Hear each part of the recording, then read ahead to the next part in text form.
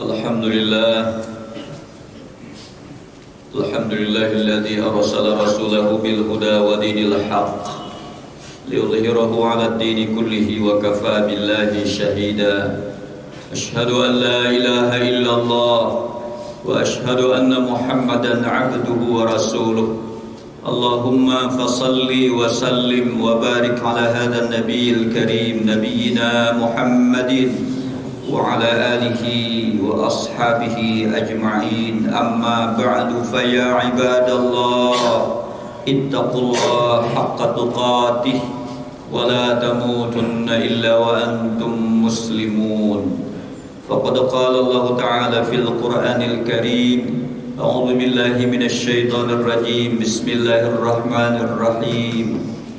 Rabbana inni askantu min dhurriyyati biwadin ghairi dhi zar'in 'inda baitikal muharram Rabbana liyuqimus shalah faj'al afidatan minan nasi tahwi ilaihim warzuqhum minas samarati la'allahum yashkurun. Shadaqallahul 'azim wa shadaqa rasuluhun nabiyul karim.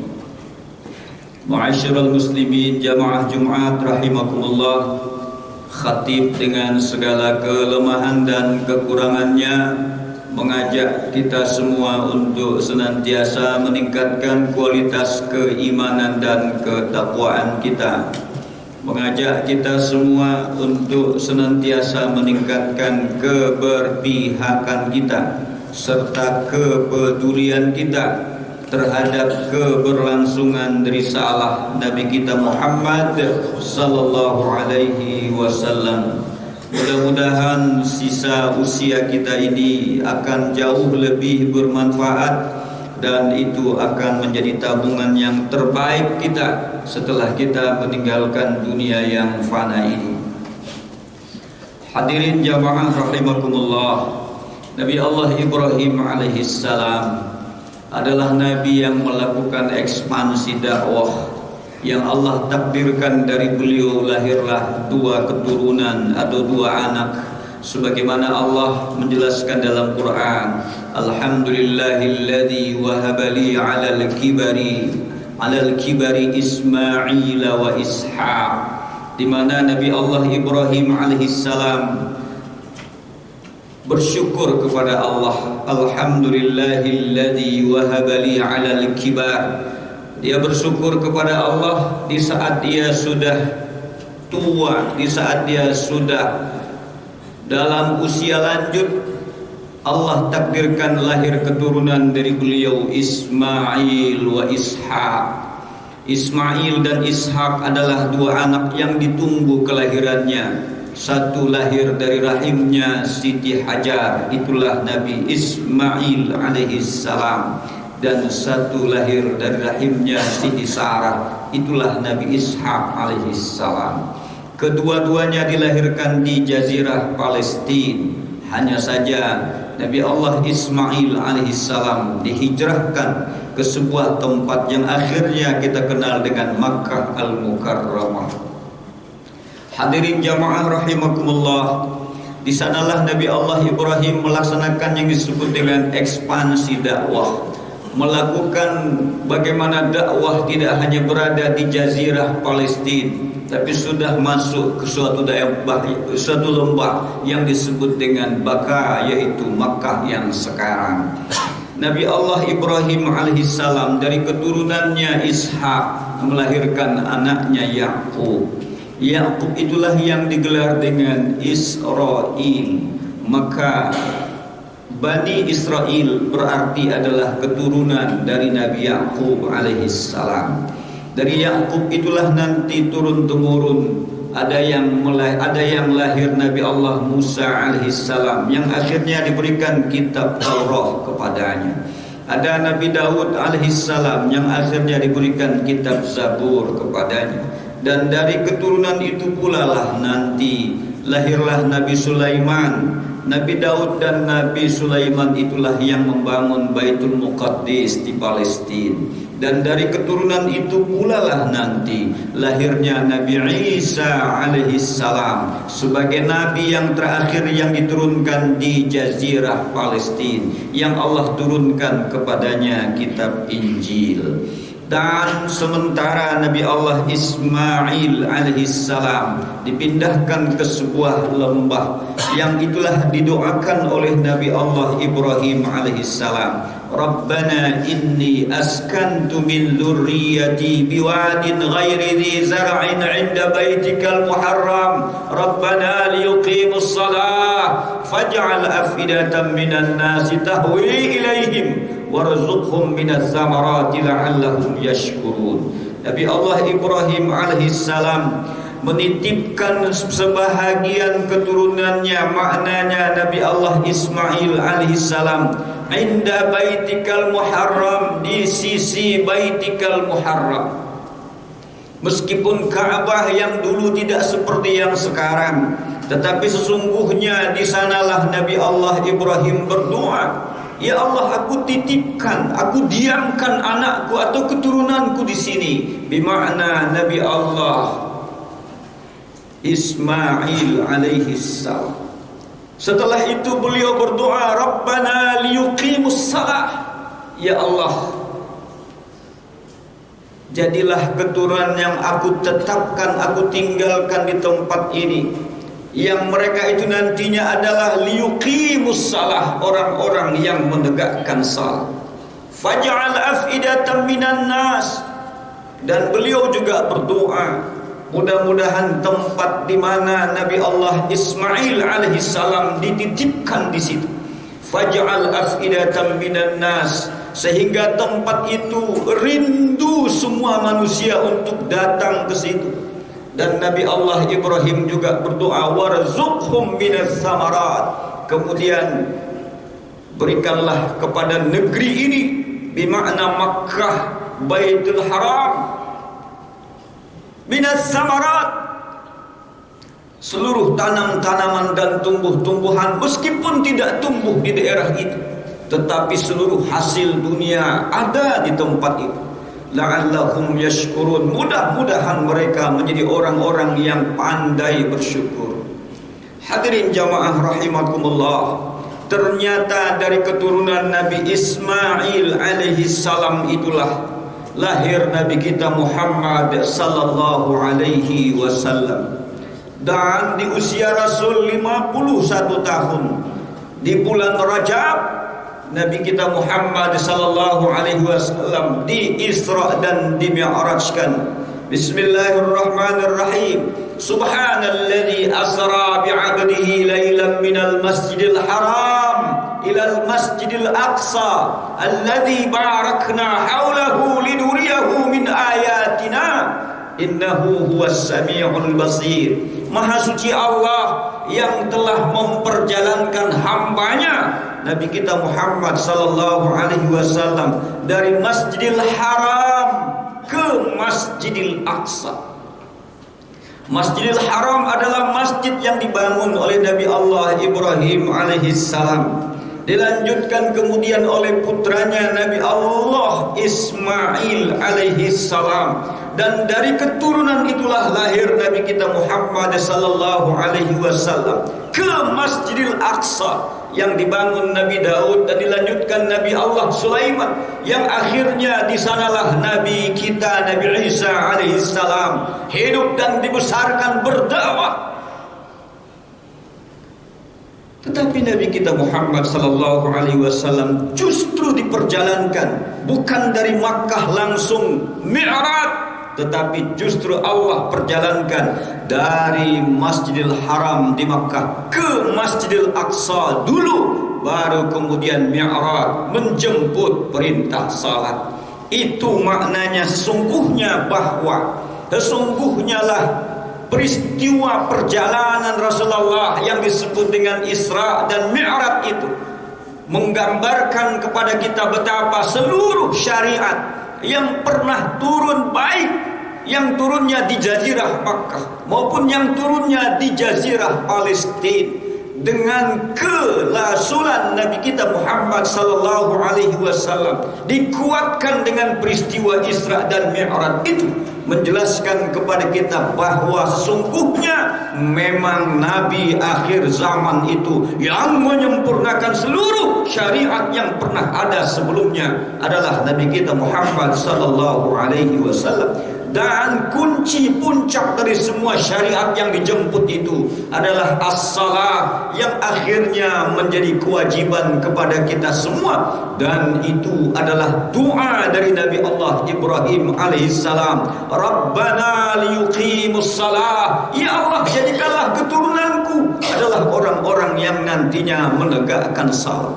Karena itulah hadirin jamaah rahimakumullah, bila kita bertemu dengan bulan Rajab seperti ini, adalah bulan yang salah satu sebagai bulan yang istimewa. Dia juga disebut dengan Ashhurul Hurum, bulan yang tidak boleh padanya kita berperang, bulan yang dihormati. Ternyata bulan Rajab itu juga adalah bulan pembuka sebelum kita masuk kepada bulan yang disebut Ramadan. Sampai Rasul pernah berdoa, menjadi doa kita semua, Allahumma barik lana fi Rajabin wa Sya'banin wa ballighna Ramadan.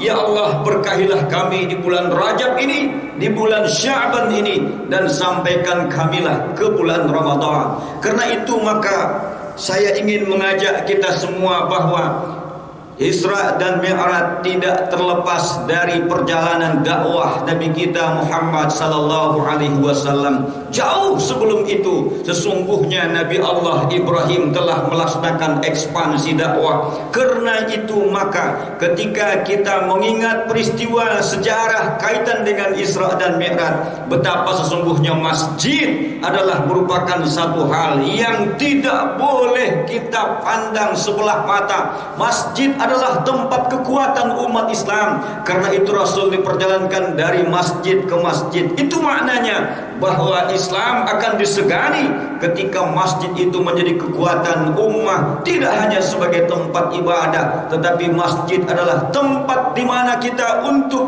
meningkatkan kualitas ekonomi umat, meningkatkan kualitas persaudaraan umat, dan masjid adalah merupakan simbol kejayaan umat. Karena itulah maka salat adalah sesuatu yang selayaknya, seharusnya, sepantasnya kita lakukan secara berjamaah. Itu maknanya bahwa salat itu harus menjadi satu kekuatan bagi umat Islam.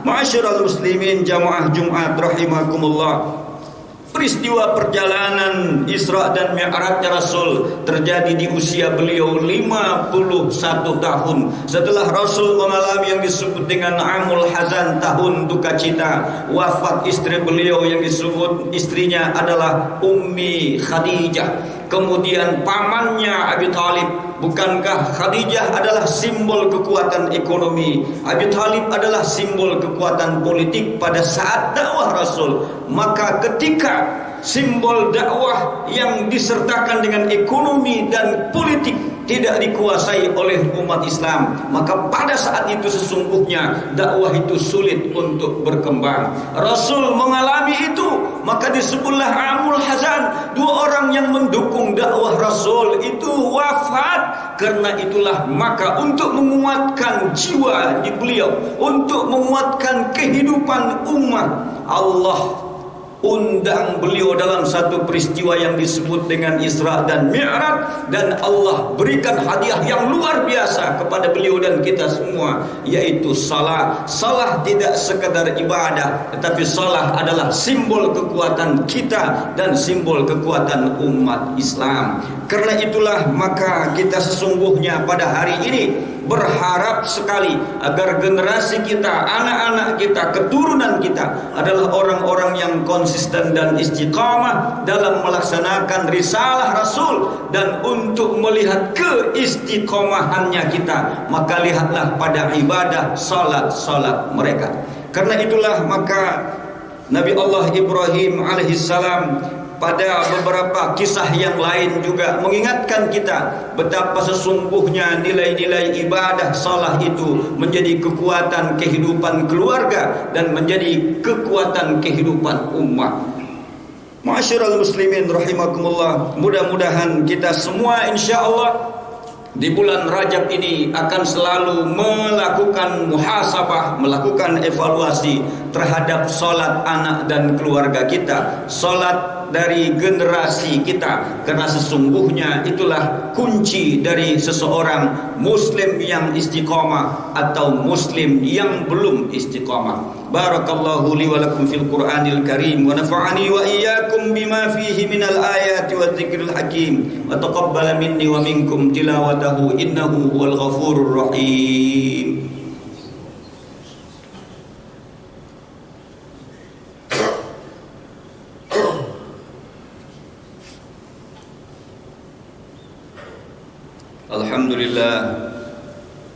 Alhamdulillahilladzi hadana li hadza wa ma kunna linahtadiya laula an hadana Allah. Asyhadu an la ilaha illallah wa asyhadu anna Muhammadan abduhu wa rasuluh. Allahumma fashalli wa sallim wa barik ala sayyidina Muhammadin wa ala alihi wa man tabi'ahum bi ihsanin ila yaumiddin. Amma ba'du, fa ya ibadallah ittaqullaha haqqa tuqatih wa la tamutunna illa wa antum muslimun.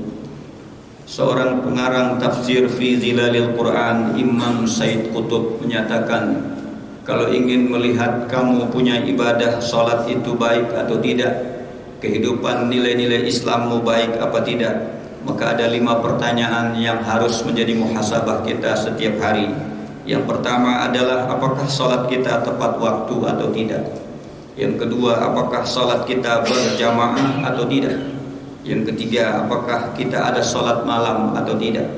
Yang keempat, apakah kita ada mentilawah Al-Quran atau tidak. Dan yang kelima, apakah kita ada berbagi rezeki, bersedekah atau bersilaturahim hari ini atau tidak. Bila jawabannya iya dengan 5 pertanyaan itu, maka konsistensinya kita jaga. Kalau jawabannya masih belum, maka upaya kita untuk menjadikan itu menjadi target kita setiap saat. Innallaha wa malaikatahu yusholluna 'alan nabi ya ayyuhalladzina amanu shallu 'alaihi wa sallimu taslima. Allahumma salli wa sallim wa barik ala Muhammad wa ala ali Muhammad kama shallaita ala Ibrahim wa ala ali sayyidina Ibrahim wa barik ala Muhammad wa ala ali sayyidina Muhammad kama barakta ala Ibrahim wa ala ali sayyidina Ibrahim fil alamin innaka Hamidum Majid. Waradallahu 'anil khulafa'ir rasyidin Abi Bakar wa Umar wa Utsman wa Ali wa 'anit tabi'in lahum bi ihsanin ila yaumiddin. Allahumma ighfir lil muslimin wal muslimat wal mu'minin wal mu'minat al ahya'i minhum wal amwat wa tabi' bainana wa bainahum bil khairat. Rabbi ighfir warham wa anta khairur rahimin. Allahumma aslih lana dinana alladhi huwa 'ismatu amrina wa aslih lana dunyana allati fiha ma'ashuna وأصلح لنا آخرتنا التي إليها معادنا واجعل الحياة زيادة لنا في كل خير واجعل الموت راحة لنا من كل شر. ربنا آتنا في الدنيا حسنة وفي الآخرة حسنة وقنا عذاب النار والحمد لله رب العالمين. عباد الله إن الله يأمر بالعدل والإحسان وإيتاء ذي القربى وينهى عن الفحشاء والمنكر والبغي يعظكم لعلكم تذكرون. فاذكروا الله العظيم يذكركم وادعوه يستجيب لكم ولذكر الله أكبر.